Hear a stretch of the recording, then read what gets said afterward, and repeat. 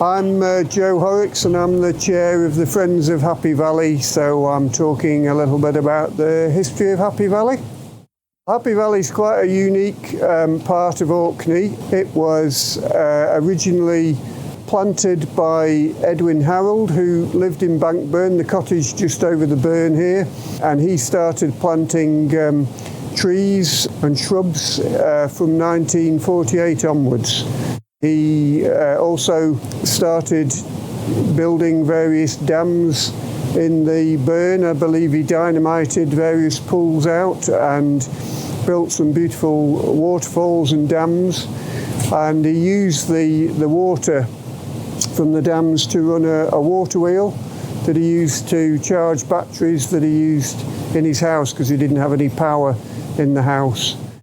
The trees are quite special here. This is an arboretum really, because Edwin was his most prized tree, I think, was the monkey puzzle tree that's in the cottage garden, which is a huge monkey puzzle tree now. But he also planted all sorts of other types of non-native trees. So we do a combination of native tree planting as well as some of the more exotic species. So we have a Japanese pine, and there's various fir trees. There's a lot of sycamore which Edwin planted, but there's also alder and beech and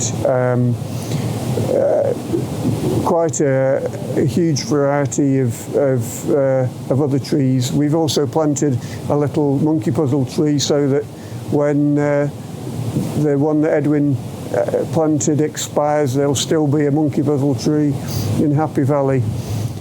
It's part of Orcadian history now. Many generations of people have loved to come here as children and back as adults with their children and their grandchildren to picnic, and many community groups come and use the site.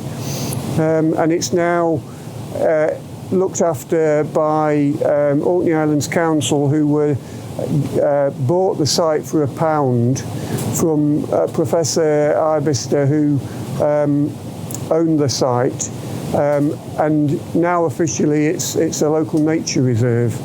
And the Friends of Happy Valley work quite closely with both Orkney Islands Council and George Coghill, who owns part of the site, in terms of planting new trees and looking after the pathways and developing the site for the public. I should say that some people have got married down here as well, and we usually ask for a wee bit of a donation for that, but we try and tidy up the front garden just to make sure it's okay for weddings. It is quite a bit bigger than when Edwin was living here, but I think he'd be quite pleased with how it's developed. There's different aspects of the site as you walk down. There's the mature woodland and the burn side, and you can perhaps hear the water rushing by me. The burn's in spate at the moment. But there's also different levels of tree growth, and we've just created a path through some of the new trees which winds backwards and forwards, and that's where some of the new bluebells and snowdrops will be planted. I think for children it's a wonderful place to run around. I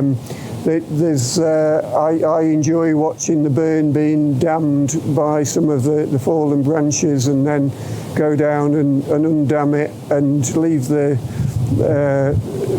branches there for the next group to come down and dam it. And you see there's a little fairy door that's been put on one of the trees, and at various times there's little fairy things that appear, and there's a couple of the boxes that children go around and leave an item in and leave a little comment in the notebook, and then that changes day by day. I'm not sure who collects those in, but it's just very much as people want to use the site. Things come and go like that. It's rather nice. And we've had groups of volunteers. We've had people from Highland Park who very kindly came down in the off season and did bits of work. We've had conservation volunteers from Robert Gordon University came up and cut back some of the salmonberry for us. So it's very much a community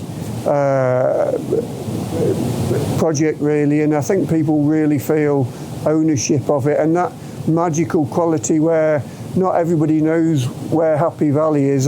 I think it is on an app now, but when we put a little sign up at the end of the trackway, it only lasted about 2 weeks before somebody pinched it, and I think that was because they quite like the idea that it's a little bit secret. You have to know where it is to find Happy Valley, and that's quite nice. We've tried to very much keep the sort of themes that Edwin have of recyclable things and not having too much signage or anything like that. We don't have rubbish bins around or dog bin bags because the site's run by volunteers really.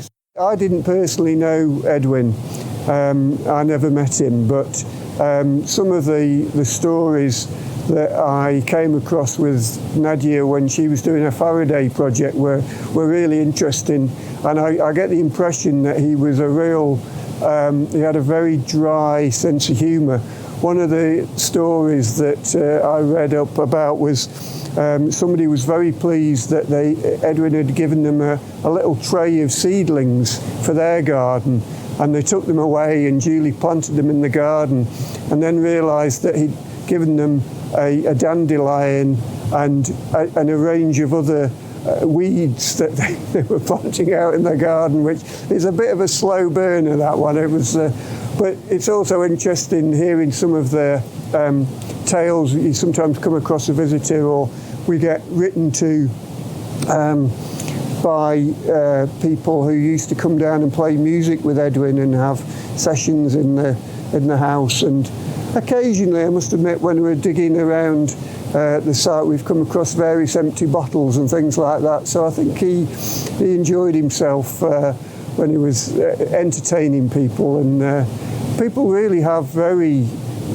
good memories of him. I mean, there's a woman came and planted a tree last year who had been here 30 years ago, and she was had been at that stage an immigrant from South America, and she was coming back with her son who had been 4 when he'd met Edwin, and he was now coming back with his son who was 4, and they planted a little tree that they'd grown from a seedling in memory of Edwin, which I thought was lovely, and the fact that they went to that level of trouble really to remember the man is testament, I guess, to his character and personality, and I know many Orcadian people have their own stories about Edwin and his character and how much they enjoyed it. So the other thing that I remember seeing was a picture of Edwin standing astride 2 cart horses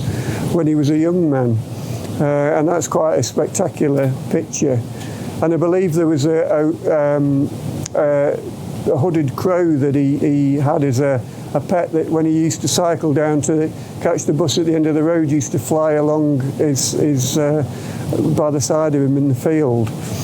I often, when I'm sort of here walking through with a dog, and you see children racing through or hear them in the distance, I get the impression that he would have loved that legacy really of so many people enjoying it. I'm sure he would have approved of the new trees being planted and the developments that have allowed more and more people to enjoy the site. I've been really pleased to be involved with the Friends of Happy Valley. It's been great to do volunteering down here and talk to visitors when you're doing that.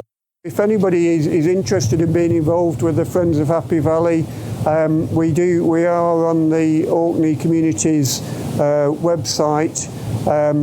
We have a very low membership deliberately because we're not about making money. It's only £5. It does us good to have a voice with the council and funders the more members we have. But please get in touch with us if you would like to be actively involved in some of the work parties or would like to join or get involved,